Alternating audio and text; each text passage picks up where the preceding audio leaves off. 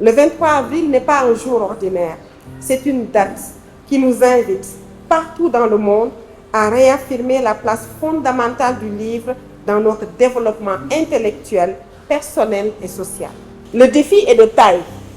Comment susciter l'intérêt pour une activité exigeant concentration et persévérance dans un environnement dominé par l'instantanéité?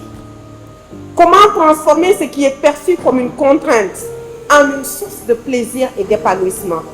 La réponse se trouve précisément dans cette alliance entre le livre et le numérique que nous célébrons aujourd'hui. Et donc l'enjeu de taille pour nous, enseignants, nous, autorités scolaires, c'est effectivement de voir comment faire en sorte que le numérique puisse appuyer le développement de la lecture, le développement du livre. Le livre en tant que substance, matière physique, manipulable, peut disparaître. Mais je pense que sa fonction primaire, sa fonction originale, sa mission initiale pourra être renforcée, être développée par le numérique.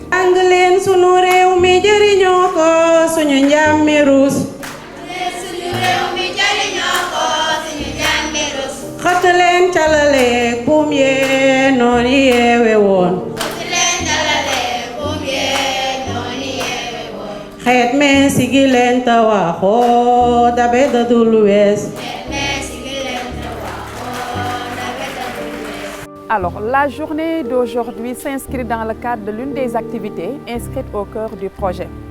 L'activité intitulée « La tournée des auteurs dans les écoles ». Depuis l'année dernière, nous avons intégré donc cette activité qui consiste d'abord à acquérir des œuvres auprès des auteurs, des œuvres que nous mettons à disposition des encadreurs et des élèves sur lesquels ils travaillent. Ensuite, nous planifions une tournée qui consiste à nous déplacer avec les auteurs vers les élèves pour créer l'interaction, mais surtout et surtout pour faire de sorte que ces auteurs-là se présentent comme des modèles inspirants pouvant tout simplement ramener les élèves vers l'activité principale qui se trouve être donc la lecture.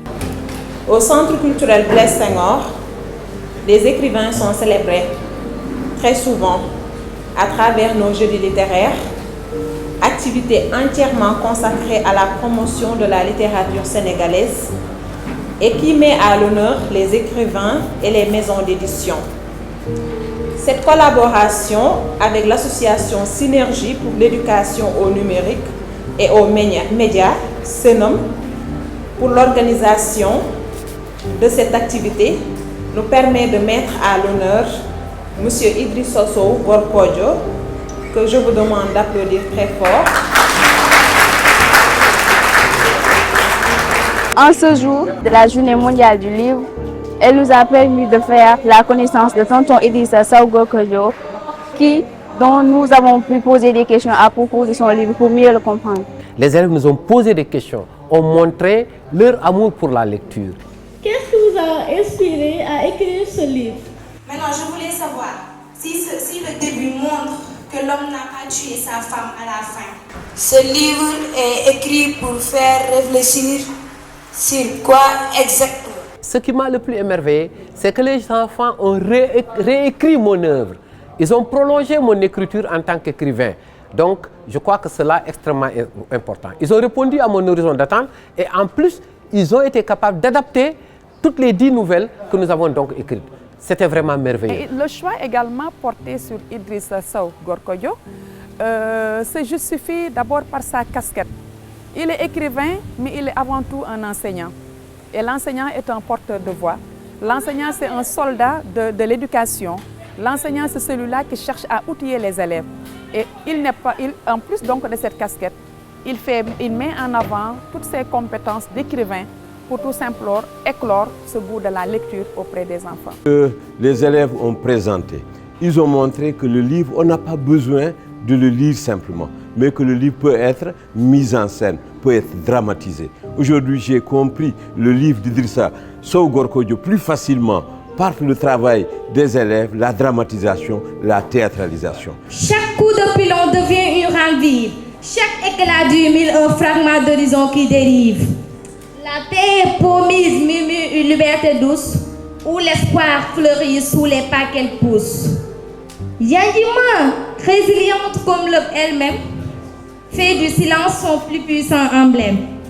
Car au-delà des chaînes des jours austères, elle tisse son rêve, éclat d'une lumière sincère.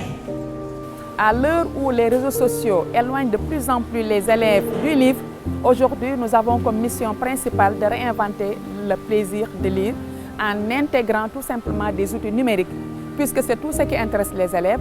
Le tactile les attire, le tactile donc les intéresse. Alors nous avons choisi de couper la poire en deux, les retrouver dans le centre d'intérêt pour les ramener à l'essentiel, c'est-à-dire le livre physique. Un grand merci à Senom, on ne cesse de le dire, nous sommes de Senom, fiers d'être Senom et nous resterons Senom parce que Senom a réussi ce que depuis l'ère du numérique, aucune organisation au Sénégal n'a encore réussi, à savoir mettre le numérique au service de l'éducation et au service des tout-petits.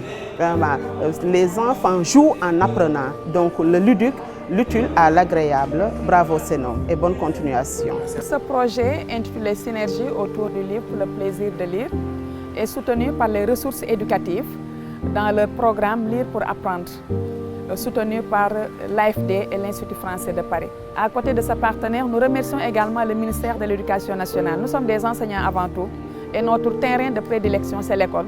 Ce sont les élèves, donc nous ne pouvons pas aller sans la tutelle. En rendant hommage à tonton Idrissa Sow Gorkodjo, nous, élèves du lycée de Crène, célébrons la puissance de la littérature en transformant nos perspectives et en contribuant à la transformation humaniste de l'éducation, telle que prônée par la tutelle à travers le concept unité.